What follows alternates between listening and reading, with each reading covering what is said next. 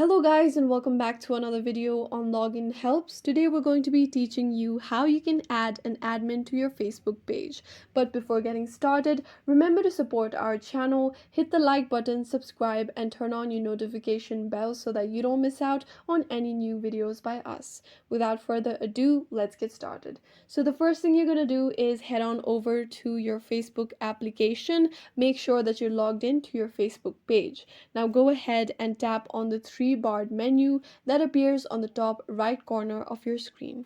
If you scroll down, you'll be able to see the option of Professional Dashboard. Tap on it. You'll also be able to see Professional Dashboard on your navigation bar. Tap on it, it will lead you to the same page.